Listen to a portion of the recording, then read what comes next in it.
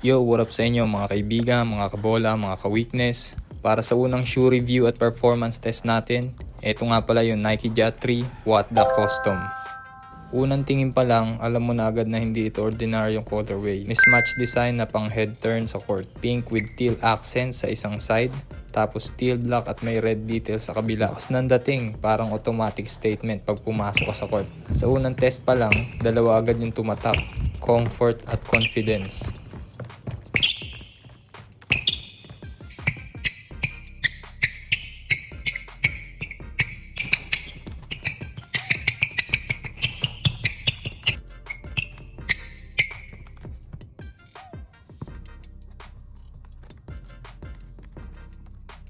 Hindi ka nangangapa kahit bagong sapatos. Solid agad yung lockdown feel at overall fit. Parang sumasabay agad sa galaw mo o kahit adjustment stage pa lang. Hindi lang siya pang forma, built talaga siya for performance.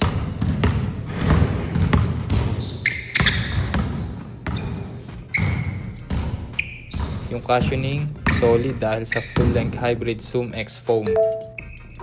Bawat step may bounce at responsiveness, kaya mas explosive yung pakiramdam sa takbo, talon at first step acceleration.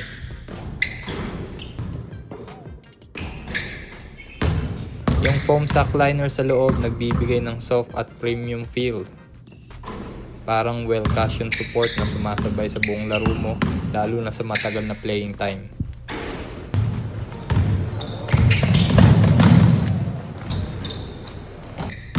Yung upper, lightweight pero supportive. Perfect sa quick guards at players na mahilig sa fast cuts, change of direction at aggressive movements. Sa traction naman, isa rin sa pinakamaasahan to. Bikitan sa hardwood, kaya confident ka sa hard stops, sharp cuts at sudden burst ng speed.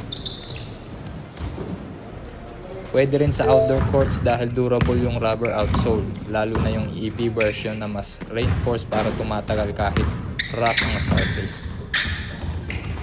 Heads up lang mga ka-weakness, medyo snag ang fit niya, kaya kung wide footer ka, mas okay mag half size up. 0.5 hanggang 1 size para sakto at comfortable sa laro. Kung hindi ka pa nakapag-try at naghahanap ka ng bagong hoop shoe na may solid balance ng comfort, traction at performance, solid choice talaga tong Nike Jat 3. Tinesting ko na rin to in actual game at doon talaga lumabas yung totoong performance niya. Sa traction, sobrang reliable lalo na sa quick cuts at sudden stops. Walang sliding kahit intense yung galawan.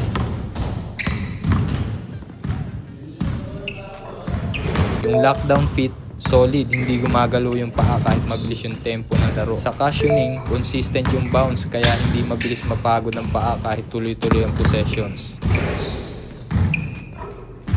Sa transitions, ramdam mo yung energy return kaya mas explosive yung fast break runs. Yung lightweight build niya, malaking advantage lalo na sa long minutes ng laro. Sa defense, mas confident ka mag-slide at mag-adjust dahil stable yung base at grip. Sa offense, mas controlled yung step backs, drives at pull-ups dahil steady ang footing. Overall, sa real game test, hindi lang siya pang first impression, talagang pang performance at support. Kung gusto nyo umorder ng ganitong model, Jat 3 Wattda, PM nyo lang kami dito sa page Achilles or Achilles TV.